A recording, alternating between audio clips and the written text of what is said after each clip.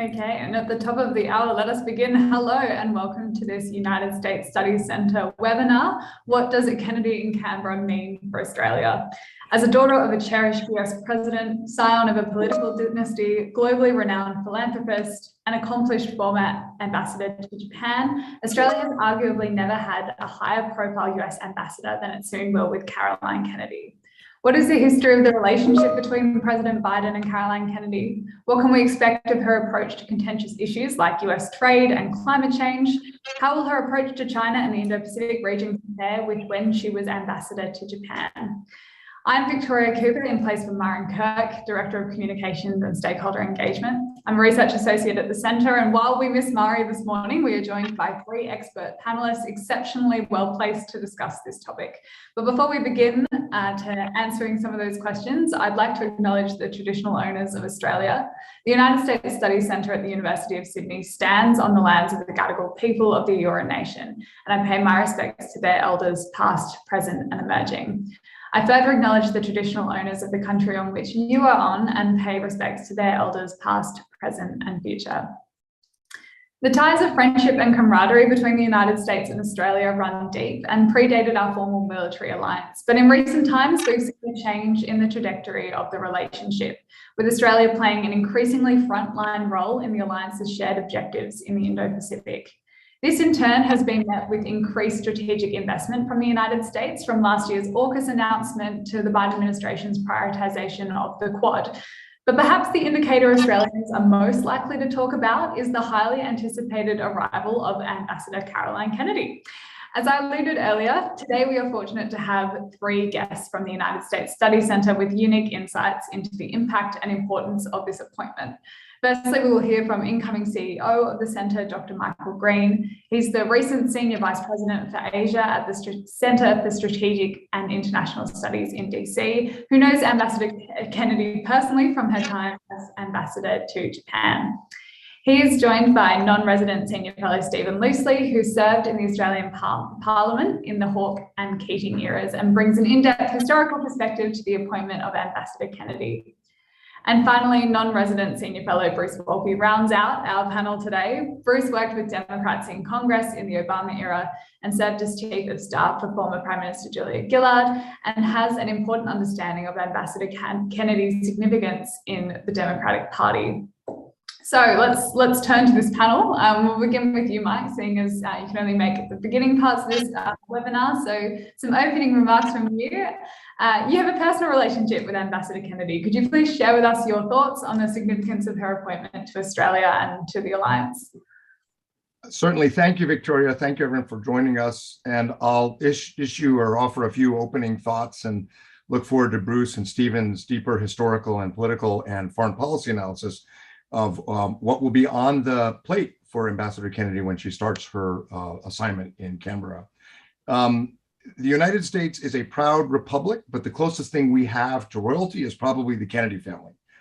And for my part, I had the pleasure of getting to know Ambassador Caroline Kennedy when she served as the US ambassador to Japan. And my first impressions will, I think, also be Australia's, overwhelmingly positive, and let me explain. I grew up in a very political family in Washington, D.C., a very divided political family. My father, as a young attorney, campaigned for John F. Kennedy in 1960, before I was born. My mom campaigned for Richard Nixon. Her family was Republican going back to Abraham Lincoln. And the family lore is that both parents agreed that whoever won, Nixon or Kennedy, both of them as a couple would go to listen to the inauguration. And of course, Kennedy won. But if you know the history, that January, when JFK gave his inauguration, was one of the coldest days in Washington's history. It was minus 7 degrees Celsius. And after my parents listened to the president's mercifully short 1,366 word inaugural address, short but considered by historians to be one of the best ever given by a president, with that iconic line, "Ask not what your country can do, but what you can do for your country." After listening to the speech, my parents beat a hasty retreat to the bar at the Jefferson Hotel, which happens to be next to CSIS and one of my favorite haunts. And in the bar there, they bumped into other refugees from the inauguration, including President Kennedy's advisor, the Harvard historian Arthur Schlesinger Jr. And they reportedly, or so they told me, all talked about the speech. And my Republican mom acknowledged that it was one of the best presidential speeches she had ever heard, although she quickly added she wasn't around for Abraham Lincoln, a Republican who probably gave the greatest inaugural speech in history. My dad then went on to work for the Kennedys. He was a personal aide to Robert F. Kennedy, who was the Attorney General at the Justice Department. And one of my earliest memories as a child was seeing my father cry in the bedroom with the TV on in the background, announcing the news that Robert F. Kennedy had been assassinated in California. So the Kennedy family is incredibly emotional and powerful for my family, even for the Republican half of my family. And when Caroline Kennedy asked to meet me in 2013, after she'd been nominated to be ambassador to Japan, because I was trained and most of my writing has been on Japan, I went into the meeting with a certain amount of awe at my own exposure to the famed Camelot. But instead of royalty, I met one of the most down-to-earth, modest, intellectually curious public figures I've ever met, and I've met quite a few. And I think this quality is going to serve Ambassador Kennedy extremely well in Australia. Ambassador Kennedy had traveled around Japan after getting married, and she had a soft spot for the country, but she came to the job in 2013 without any real experience working on some of the rather mundane and often very political aspects of alliance management between the US and Japan. By the time she arrived in Tokyo in 2013, Prime Minister Abe Shinzo was hitting his stride. Negotiations between Washington and Tokyo were intensifying over Japan's entry into the Trans-Pacific Partnership. China was beginning to construct military facilities in the South China Sea, and Japan was responding to China's coercion by initiating major legislation in the Diet that would revise the interpretation of the Peace Clause, Article 9 of Japan's Constitution, to allow collective self-defense, collective military planning, not only with the United States, but also Australia and other like-minded countries. So in a sense, Ambassador Kennedy's job in Tokyo was not to sell the alliance, which already had pretty strong bipartisan support. Her main job was to make the alliance function in a perilous time on trade, on technology, and especially on defense policy. And she established very quickly very close working relationships with the top Japanese political figures she needed to get the job done.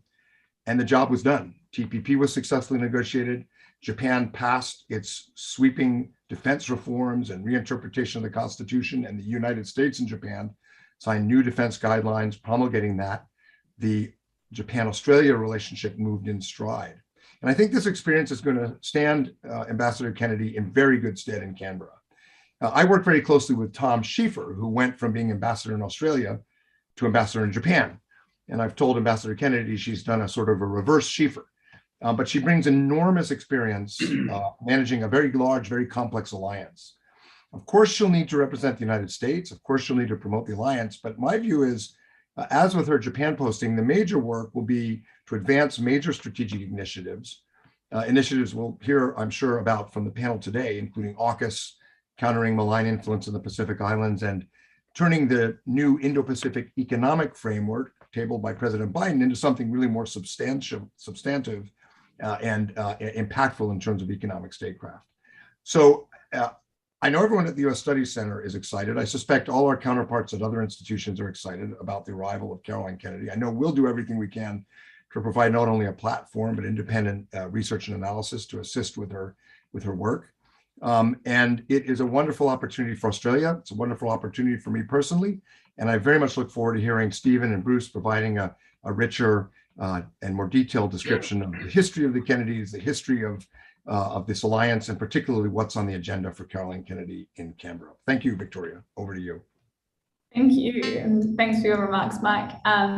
Yeah, I think you're right in the sense that we're capturing a bit of excitement here, not only excitement for Ambassador Kennedy's arrival, but also for this discussion and for determining some of those strategic imperatives that the ambassador will be faced with while she's here. And I picked up in your remarks, Mike, you talked about this idea of Camelot, and I know, Stephen, that's something that was made the headline of your op-ed in the Australian last year. So maybe you could pick up that discussion a bit. Can you explain to us, what is this Camelot myth that surrounds JFK, and does the analogy still apply? And what's Caroline's role in that analogy? Well, it's a fascinating story how the Camelot myth was created by Jack Kennedy's widow, Jackie, in a long interview with Teddy White from Life magazine. Teddy White, of course, was the great author of The Making of the President every 4 years for a generation. And of course, Mrs. Kennedy told White in this interview that the late president had liked to play the soundtrack of the musical Camelot as he relaxed after what would normally be a quite a grueling day. Now, the editors of Life in New York were not as impressed by this revelation as Teddy White happened to be, but they held the presses.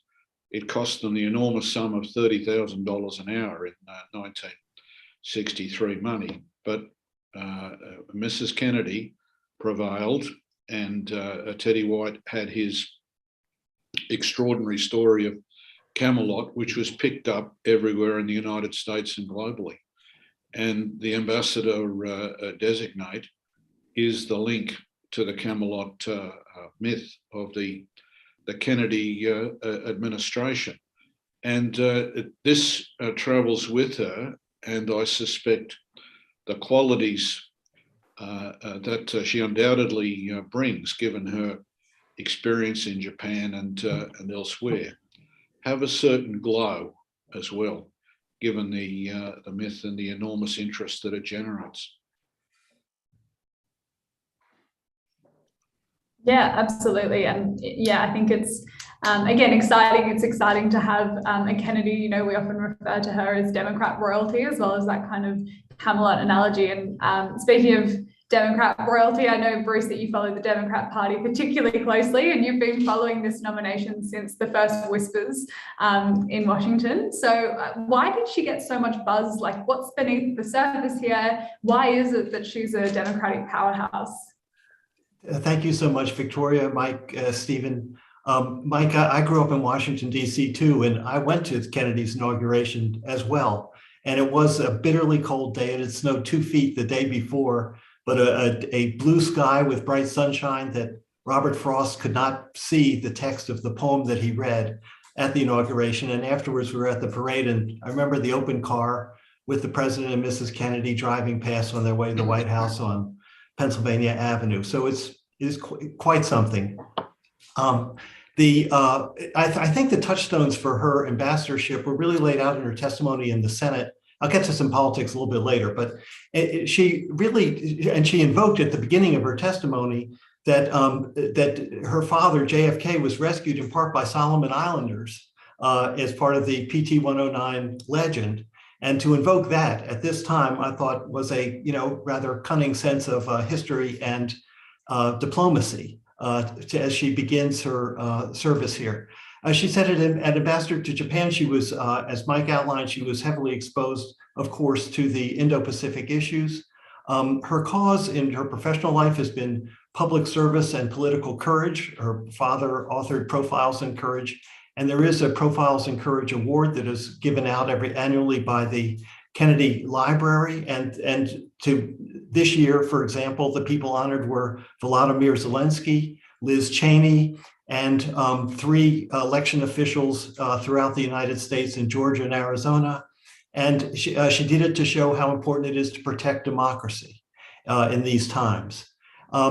She said that American values are more essential than ever, so she will be a champion for those in Canberra and in Australia. She expressed strong support for AUKUS and the Quad, and stressed the need for humanitarian assistance, disaster relief, vaccines, things of soft power, and other programs that will help the welfare of people throughout this region. In the hearing, she said that the United States can learn a lot from how Australia has asserted itself with China in a time of great challenge. And I thought that was really significant. She said it is best always for the United States and Australia to work together in engaging with China and competing with China and figuring out what the order in the Indo-Pacific is going to be. And that the Australian people understood the Chinese challenge very acutely, and that was really good. So we have someone, as Mike said, who came in not as a diplomatic professional in any respect in that regard, but really understood Japan and was so effective. And she, and that's a more complex political society than Australia, even though we feel that things are pretty complex here from time to time. And so she brings all those skills. For her service, she was honored by the award of the Order of the Rising Sun, which is very rarely given to foreigners by the Japanese government. And Julia Gillard, for example, also received that award for her service as prime minister. So we have someone who is has all the qualities that Mike outlined, and she brings an enormous presence. And as Stephen outlined as well, there is this star wattage power. I was trying to think of others who might be an equal in that department. And it would be, you know, if a Hillary Clinton wanted to accept an ambassadorship, or Michelle Obama, or maybe Meryl Streep, we'd be in the same league. But I think with Ambassador Kennedy, we will have someone of great ability, great insight, great commitment, and someone who will instantly be able to engage with the Australian people. I'm just thinking Meryl Streep for ambassador could be a bit of yeah, no, I mean, and you've done a great job to outline that kind of element of public service that she brings and some of the credentials that she accumulated in her time as ambassador to Japan. And Stephen, I might turn to you. I mean, it's no secret in Washington that Australia is a comfortable and desirable ambassadorial posting. It's a position that's offered to friends and allies. I know President George W. Bush appointed his former Yale roommate, Robert McCallum, in 2006. So why Kennedy for Biden? What's the connection between the Biden administration and Caroline Kennedy? Well, let's look back to earlier times to answer that, Victoria. It was Prime Minister Menzies who told President Johnson that there was only one qualification for a United States ambassador to Australia, and that was to be able to pick up the phone and speak directly to the president. Now, LBJ certainly took that to heart in appointing Ed Clark, who had been his closest confidant in Texas politics for a very long time, including, frankly, having been his bagman during campaigns. And there was no doubt that Ed Clark could talk to LBJ, and so it's been with a number of other American ambassadors in Canberra. I'm thinking of Tom Schiefer, for example. I'm thinking of the Semler's plural.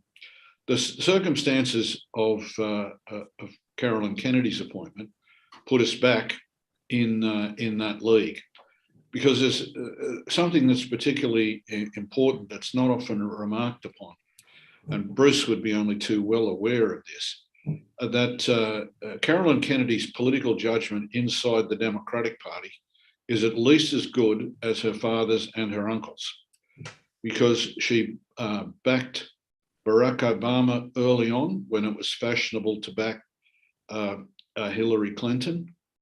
She backed Joe Biden well before the South Carolina primary. She has acute political judgment about US politics. So that judgment serves her well in an ambassadorial role, as we've seen in Tokyo, and I suspect will serve her particularly well in Canberra. Now, that means that in terms of American audiences, we'll have just that little bit more space on the screen in Washington, DC, because of the challenges that Bruce mentioned earlier. Yes, Canberra is a much sought after posting, no question about that. But times have changed when you have the Chinese foreign minister in the South Pacific failing apparently to negotiate security arrangements with our Pacific Island nations, when you have the creation of AUKUS, when you have the generation of real momentum in the Quad, and frankly, a revitalisation of ANZUS. All these issues mean that Australia needs to be on the screen in Washington, DC more frequently and in greater depth. And it means that American views need to be registered with great clarity and regularity in Canberra. And I think the new ambassador fulfills those roles admirably. I'd like to add I just want to add to what Stephen said, because it was a defining moment in 2007, 2008, when she endorsed Barack Obama, because I think the expectation was that Hillary Clinton was the presumptive favorite, and that the party that there would be, and there would be strong ties there, and the first woman president and so forth. But she wrote an op-ed in the New York Times. I'd like to read a little bit from it, because it really did change the landscape and made Obama's presidency possible. She said, she wrote, over the years, I've been deeply moved by the people who've told me they wish they could feel inspired and hopeful about America the way people did when my father was president. This sense is even more profound today. That's why I am supporting a presidential candidate in the Democratic primaries, Barack Obama. Sometimes it takes a while to recognize that someone has a special ability to get us to believe in ourselves, to tie that belief to our highest ideals and imagine that together we can do great things. In those rare moments, when such a person comes along, we need to put aside our plans and reach for what we know is possible. We have that kind of opportunity with Senator Obama. It isn't that the other candidates are not experienced or knowledgeable, but this year that may not be enough. We need a change in the leadership of this country, just as we did in 1960. That was an earthquake. And it really, there's there was a columnist here who said that Oprah Winfrey was responsible for Barack Obama winning the Democratic nomination. Believe me, it was her endorsement, and Ted Kennedy, of course, came out. It was a family decision. Ted Kennedy, of course, came out the next day. And that was terrific. As far as her relationship with Biden, I just noticed when there were rumors that she would be nominated, and before she was, so Biden as president, whenever she was at an event that he was presiding over, he would always say, there's my good friend, Ambassador Kennedy.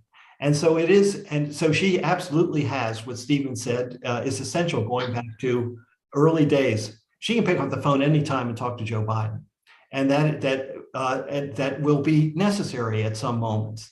But she has all the assets that you want in a great ambassador. And so she brings that, all the learnings from Japan, all the history, the ties to the party, the ties to the president, and understanding the strategic situation. So yeah, there's politics, but there's a lot, it's going to be applied to higher purpose. Of course. And thank you for reading that op-ed as well. I know that was something that I had read as well leading up to this webinar. And she has this amazing ability to influence, I guess, the discussion and like the sway on how people perceive those candidates. And it is that she refers to them like my father. It's that kind of, amazing extra push people get by her. And she even referred to Biden as a man like her father. She has this ability to draw on those comparisons and create a bit more, star power around those candidates. But I mean, let's turn to some of the politics now. I mean, before the webinar started, we were saying, Ambassador Kennedy's got her work cut out for her. This is a really important time in the Indo-Pacific and a really important time for the alliance. So I wonder, Stephen, what elements of her role as ambassador to Japan, what elements of that role are most relevant to her new role going forward? Well, Victoria, as people are aware, the US-Japan Security Treaty is one of the most important alliance relationships in the world. It offers stability in a very difficult part of the world in terms of North Asia. And given the American role with Japan, which has to address relations with Russia, the disputed islands, with the Senkaku Diaoyu Islands, the disputed islands with China, and a range of issues, that experience is really invaluable in terms of Canberra and the new alliance relationships which are emerging. Primarily the Quad in terms of the Indo-Pacific, closer political, diplomatic and security cooperation with the US, Japan and India, but also with the emerging AUKUS framework, which is focused primarily in terms of the public commentary on Australian submarines, nuclear propulsion for Australian submarines for the future, but actually has enormous impact in terms of technologies, particularly with artificial intelligence. The experience of the ambassador in Japan in those fields is again important. But the revitalisation of ANZUS, I think, is not to be ignored. Now here, and I'm being absolutely frank, the Pacific War really is a touchstone of reference.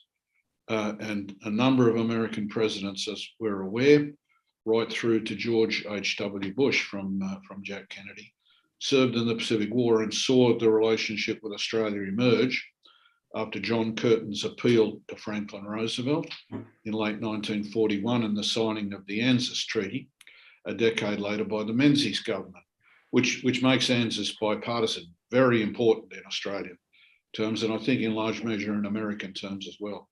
So I think the fact that the ambassador has the name Kennedy, has her father's heroic role in the Pacific War as a touchstone of reference to which she's prepared to refer, I think that works for us in terms of the revitalisation of ANZUS, a closer relationship in terms of military cooperation, in terms of military procurement, and in terms of national security readiness in the South Pacific for the first time in a very long time.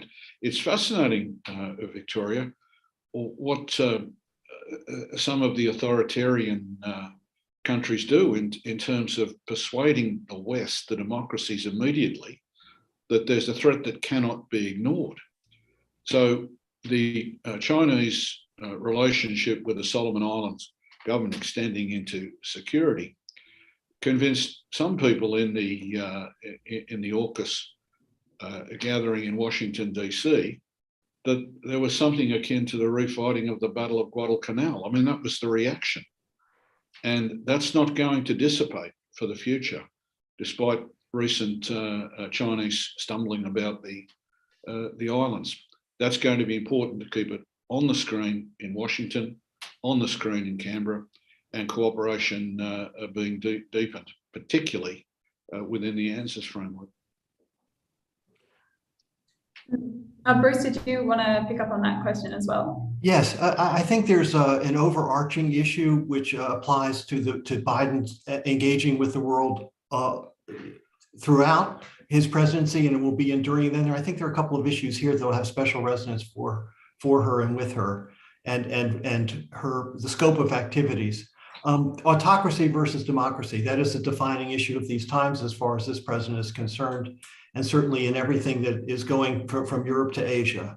And so that will be a constant enduring theme. But a subtext to it is, and again, going back to the Profile and Courage Awards that she gave out this year on America, those who championed voting in America and making sure the process worked correctly. Will America, I mean, there is an open question, will America's democracy survive? And President Biden talks, he goes and sees his allies in Europe, and he says, I'm back. And they say, we're delighted that you're back. How long are you going to be back for? And it's not something that is to be hidden. It's something that Biden acknowledges as a major issue in the body politic in democracies throughout the world, who believe in the United States, want the United States to succeed, and look for our staying power as a country and world leader. So that's going to be really important.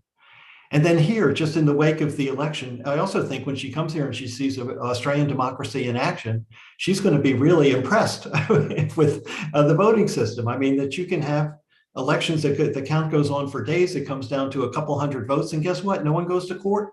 I mean, that's really pretty good. No one tries to remove election officials. No one calls up someone and says, hey, can you find me 150 votes in McNamara and to see what the outcome is going to be? And that's really good. But there are What's two even better, Bruce, is that we don't have a militia trying to storm Parliament House. Well, I think yes, although there have been a couple of disruptive demonstrations at the doors of Parliament House. But I think what Australia's done on gun control, everyone in America is aware of it. And I think seeing it up close will be incredibly important. But there are two other issues. There's, given the election, women and gender equity. And I think that will resonate strongly with her and her role as ambassador and what she would want to, how she would want to engage with that. And I think also First Nations and the voice to Parliament and how that is the civil rights struggle for this country at this time. And civil rights has been a theme throughout the Kennedy family, the presidency, the Attorney General, Martin Luther King, it's everything. And that is unfolding here. And it is a really important issue. So I think that will be also a part of the fabric of the ambassadorship too. And that all these issues have emerged, I think that is a really good thing. I mean, we've started talking about it, so I'm going to continue down this front. I'd love to hear from both of you. I mean, Australia's recently had a change in government, and I wonder what your perspective is on how that might change or what that might mean for the relationship with Kennedy and her ability to speak to the president in her capacity as ambassador. We might start with you, Stephen.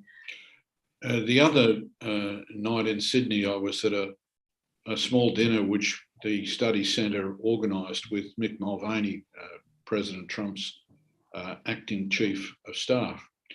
And without divulging any of the discreet conversation, I said at the end of the dinner that there may well be a change of government in Australia. And if it happened, there would be essentially no change in the traditional relationship between Australia and the US. And I think that's true, though the new Australian government will be very much closer to the US government on issues like climate policy, for example, which will give both governments an extra arrow in the diplomatic quiver. The circumstances of Ambassador Designate Kennedy's arrival are propitious, as Bruce was saying. We have a range of issues which will engage Australians in a vigorous debate, but not a violent debate. It was President Obama, I think, who said to Prime Minister Gillard, and correct me if I'm wrong here, Bruce, that Australians had the great advantage of having very effective gun control legislation, even though we have millions of legitimate shooters and millions of guns in circulation. We have effective gun control. We have universal healthcare, and we have mandatory voting. And we've had mandatory voting since 1924. And hey, it works.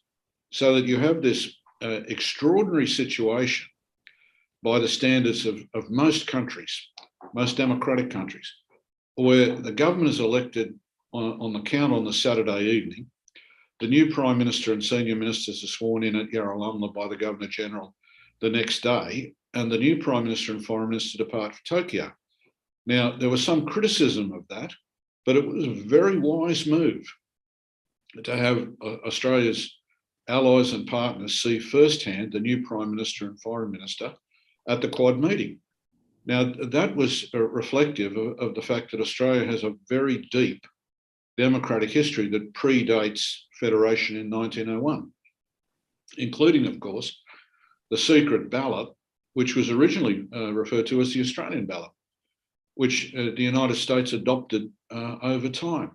So I think that rich democratic history that does work, it's flawed at times, there are fault lines and so on. But by and large, it works beautifully. The difference between Australian policymakers and the Australian Electoral Commission and some that we see in the United States is that Australia traditionally has moved to make voting easier for people, to be more inclusive, which is why we have the remote area polling stations in the Northern Territory and Western Queensland and WA and so on. This is designed to make it easier for people to vote and to have universal registration and universal access to the franchise means that the extremes are marginalised. To a large extent, we saw that on Saturday night again. Yeah. The major parties are both under pressure, there's no doubt about that, but some 70% of Australians still voted either Coalition or Labor. And with the flow of preferences, of course, most people had their votes registered. So I think, as Bruce was saying, that's particularly important. We will have a vigorous debate and we will have some horse trading in the Australian Senate, but legislation will emerge given the government has achieved a narrow majority. The narrow majority, Victoria, is actually going to be important in terms of discipline for the new Labor government, restraining some of the more adventurous. I think we're in for some challenges for our democracy, but those challenges will be met. I'd just like to add that all these things are getting more resonance in the United States just because major news organizations like the Times and the Post now have bureaus here, and they're reporting on America's hearing much more than shark attacks off Perth about Australia, and that's all to the good. And the E.J. Dionne of the Washington Post and Brookings had a book out 6 weeks ago on, it's called 100% Democracy, about the voting system. So she, as a star of in the firmament, when she is back in the United States talking about the successes of democracy and how it can work, will be a reinforcing mechanism that can show that there are better futures. Just when we think things are tough, there are better futures ahead if we choose to do them. Yeah, great. Better futures ahead just sounds very optimistic. I think, and Bruce, you said this, that there's new bureaus in America reporting on Australia more than just shark attacks. And I think one of the things that has been picked up in American media is Australia's position with Chinese economic coercion and the increasing hostility in the Indo-Pacific, which will of course become a major priority for the ambassador, as it has been for the administration. And in her confirmation hearing, Senator Chris Murphy, who's a Democrat in Washington, he pointed to China's trade strikes in Australia, and he actually quoted a Global Times piece that described Australia as the chewing gum stuck on the sole of China's shoes. And that was a point picked up in Kennedy's confirmation hearing, and she, like our democracy and our democratic process that has attracted a bit of acclaim by E.J. Dionne and other Americans who like our style of voting. She said this of Australia's position. She said, they've stood firm, and I think they've managed to come together with a bipartisan foreign policy. And I think a greater and deeper partnership with us on security and diplomatic areas, as well as across the board, will serve their country and our country well. So considering that, I wonder, and perhaps this is our last question before we turn to the audience Q&A, is how will Kennedy's approach to China and some of those security concerns in the Indo-Pacific, what will her role as ambassador look like, and how can that be expected to shape our relationship with America going forward? And Stephen, we'll start again with you. I think it's important to note that despite the deep divisions within the American political class and within the American polity generally, there is very much a convergence in the Congress on US approaches to China. That was reflected in Secretary Blinken's speech to Asia Society a day or two ago, where he said, look, there are going to be areas where we'll seek to cooperate, but there are going to be areas where the differences are so great we will be at variance, and there will be intense competition. So I think that view, by and large, prevails in the Congress. Of course, in more recent times, a convergence in view in Congress on the relations with Russia. So I think it's important, the ambassadorial role, very much a two-way process here. Australian views going right back into State, Pentagon, and White House, and American views registering in Canberra. I think that will work well, given Carolyn Kennedy's track record, which is first class, and given her capacities, which are very much on display right throughout her career. So I think it's going to be very important as the new security relationships crystallise. I'm thinking of AUKUS here and the Quad. It's going to continue to be important in terms of ANZUS, and having the capacity to talk to the Secretary of Defence, the Secretary of State, and the President directly. There is absolutely no substitute for that in terms of American politics and government.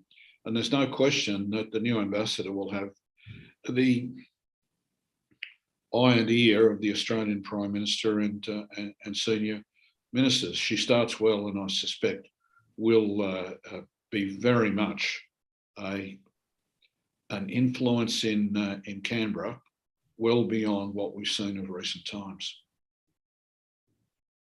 I agree with that, and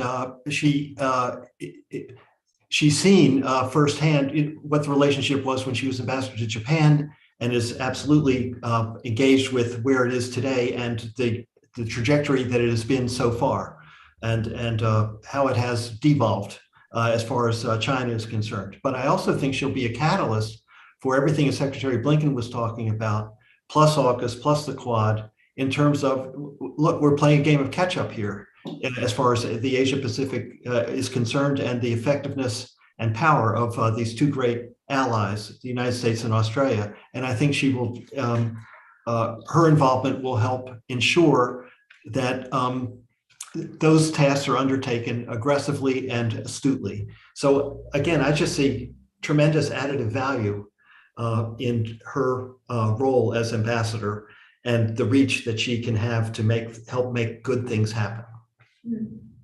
And Bruce, I might just extend this question one more time to you, because I mean, we've talked a bit about AUKUS and areas where perhaps there's more bipartisan cooperation on the Hill, but what about areas where there's a little bit more contention, things like trade policy and climate change? How do you expect her to navigate those issues that cause a little bit more friction in America? Well, I think she'll explain where the United States is and where this administration is, and what the priorities are. But she's also given now her diplomatic experience. She brings even more political skills to mediating those issues. So I just see a whole bunch of upside and dialogue conducted for constructive purposes. I mean, the point is, how much can you get done?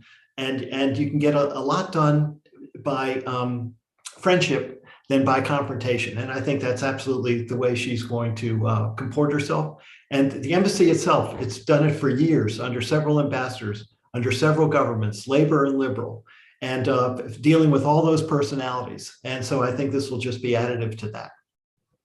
Victoria, we're talking about the impact of the ambassador in Canberra, and I think that's entirely appropriate. Could I just make an observation about the impact of Ambassador-designate Kennedy in Washington? And it was reflected in a comment that Chairman Bob Menendez of New Jersey said during the hearing for the ambassadorial confirmation, where he was talking about the importance of the relationship with Australia. And I think that's an interesting signpost for the future in terms of Congress and the administration, and more broadly, Americans generally, about Australia registering as a significant ally in a part of the world that's become increasingly competitive. Absolutely. And I think that's been punctuated by recent decisions, one of which we've talked about a little bit being AUKUS. And I might turn to an audience question now. This is from Dan Steiner, who's from ANU.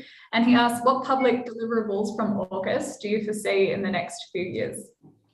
And Stephen, I might actually start with you for that one. Sorry, I missed the first part of the... what public deliverables from AUKUS do you foresee in the next few years? I think in the immediate sense, in terms of technologies, there'll be increasing close cooperation with the US and the UK, particularly in the area of AI, and more broadly in the area of capability, and the release by the US and the UK of high-tech capability to Australians, and a close cooperation between Australian companies and their American and British counterparts. I think the submarines have tended to occupy too much time. It's a little bit like the Marines in Darwin occupying the commentary about the extension of ANZUS, when relations with the US Navy and the US Air Force have been of particular importance in these times too. By the way, I expect we will see more of joint training exercises with the US and other partners. But for AUKUS, I think the focus will be on the technology, upon hardware and software, and that's likely to begin bearing fruit over the next a year or so. Bruce, would you like to add anything to that? Or?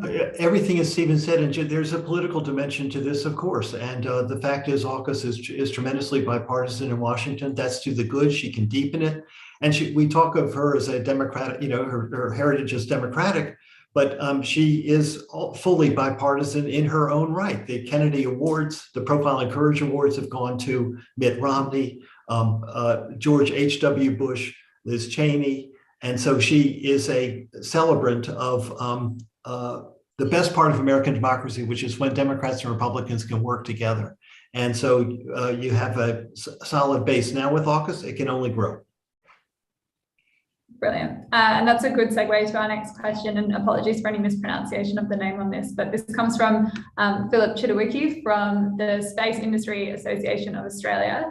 And he asked, what are your thoughts on Kennedy's potential leadership to build out deeper links between Australia and the US in terms of space cooperation? And he adds, hopefully fast tracking matters on low hanging fruit like technology safeguard agreement that can be caught up by the bureaucratic process. So I suppose, yeah, is there any potential for space cooperation, perhaps as part of AUKUS, as part of developing these advanced capabilities? What kind of role could Ambassador Kennedy play there? And starting again with you, Stephen. Enormous potential here through the Australian Space Agency in cooperation with American institutions such as NASA.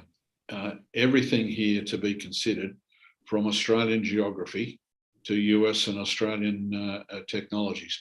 And I think, again, the capacity of the new ambassador to speak directly to people in America's institutions, in Australia's institutions, is really quite extraordinary. We shouldn't lose sight of the fact that at Cape Canaveral, the launch site is named after her late father. So again, you have these links. I just make one more comment. We're talking about the Profiles and Courage Awards, and we should. But if we look at the original Pulitzer Prize winning book by the young Jack Kennedy, he had a particular line in it which still resonates, and it may have been written by Theodore Sorensen, but it was Jack Kennedy's name on the book, and there's no question that he had an active part in its completion and publication. And he was talking about Winston Churchill, talking about democracy. And he made the observation that Churchill mobilised the English language and sent it off to war. So the Kennedys recognised in a democracy the importance of language, the significance of words. And that, of course, is reflected not only in Jack Kennedy's speeches, but in Bobby's as well, and in Teddy's. I mean, quite extraordinary. So an appreciation of the democratic culture is really significant in the Kennedy family.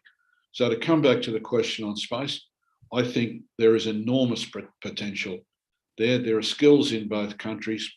There are determinations in both countries, and Australia has a peculiar geography that has served the alliance well. I'm thinking of Pine Gap and other locations, for example.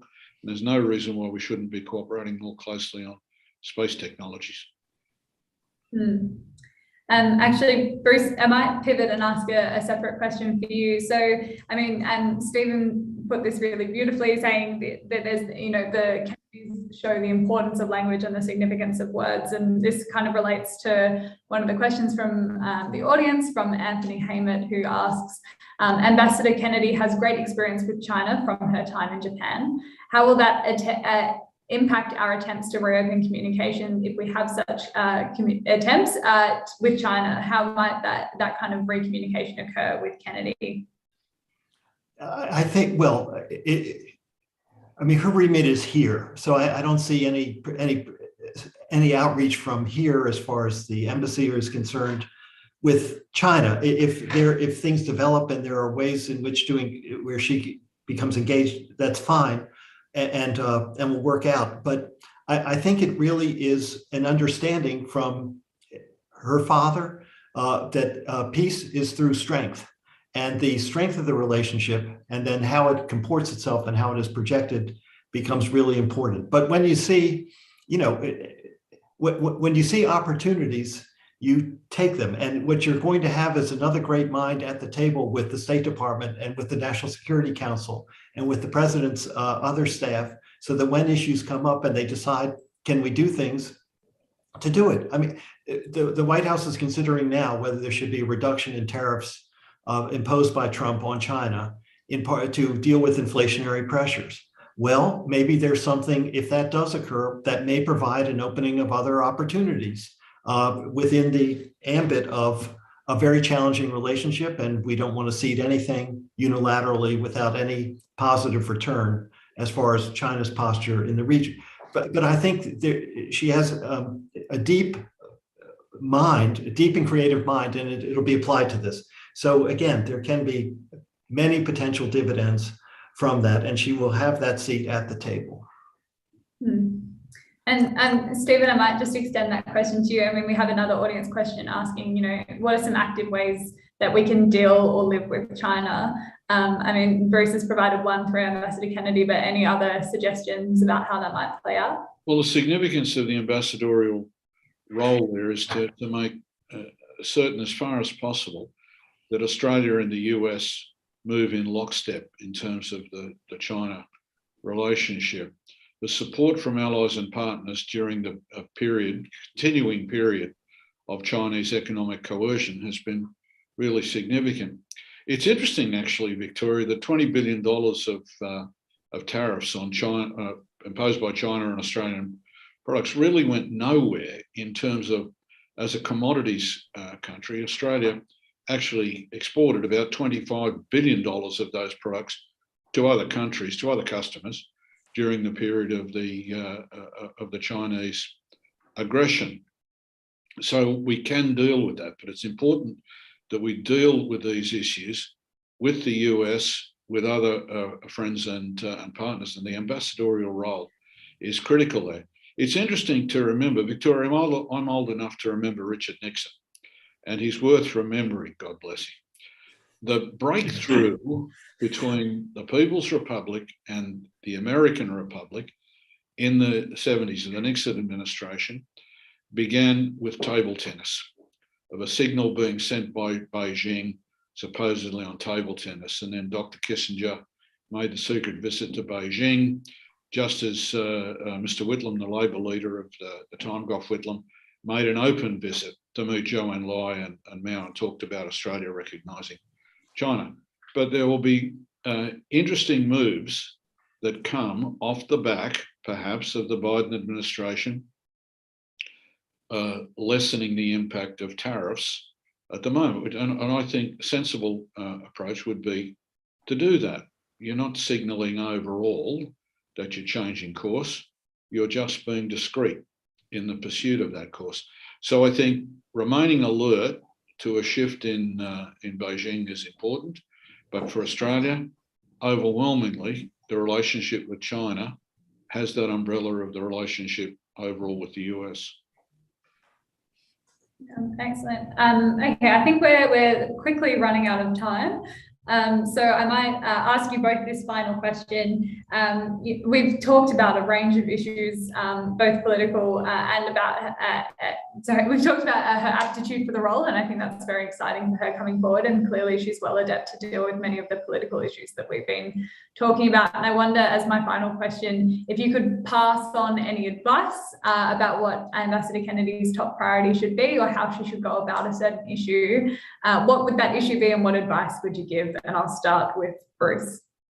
I think just meeting, there's all kinds of official responsibilities and established groups and so forth, but I think stepping out a bit more to just engage with as many people as possible across the country. And again, given these issues of gender equity and First Nation, reckoning with First Nations, I think that provides other opportunities. There is one other thing I want to mention, and that is, it is the John F. Kennedy Center for the Performing Arts, and the president's role in celebrating culture. And this country has such vigorous arts and vigorous culture, and in every aspect, I think she will enjoy it, celebrate it, and that will also deepen the alliance between the two countries. And Stephen, same question to you. Well, very briefly, I agree with Bruce. Canberra is a marvellous place, but like Washington, DC, it's an artificial creation. And it's very important, and noting the most successful American ambassadors over a long period of time, to get out and about, because the view that you'll get from Darwin or Townsville or Hobart or Esperance is going to be different from time to time, the view you get Sydney, Melbourne, Canberra. Now, I suspect the ambassador designate understands that perfectly. She travelled widely in Japan. She will travel widely in Australia, and that's the only advice, immodestly, I would offer. I also think, again, on her bipartisanship, I think she'll enjoy republicanism in Australia very thoroughly. Yes. All right, and with that, I might draw this webinar to a close. And thank you so much to you both for joining us today and for imparting your wisdom and your excitement, especially about Ambassador Kennedy's arrival. And thank you to our audience for joining us today and for asking some really great and enriching questions. And of course, as always, thank you to the exceptional United States Study Centre team, and especially Janine Pinto, who make these webinars possible. If you're like me, you're likely more excited about Kennedy's arrival than you were before this meeting. And I'm going to take that excitement throughout my whole day, I imagine. But before you go, I just want to bring your attention to our next scheduled United States Study Centre webinar, which should be coming up on your screens here. So it's on Thursday, the 7th of July from 10 o'clock Australian Eastern Standard Time. And it's a documentary history of the United States with Alexander Hefner. Hefner is the co-author and host of The Open Mind on PBS, and he will be discussing the updated version of his book, where he examines a range of primary sources to find the unvarnished facts about the United States history. So I'm sure that will make for particularly interesting discussion. But for now, thank you for attending our webinar this morning, and we will see you next time for more analysis of America and insight for Australia at the United States Study Centre. Thank you.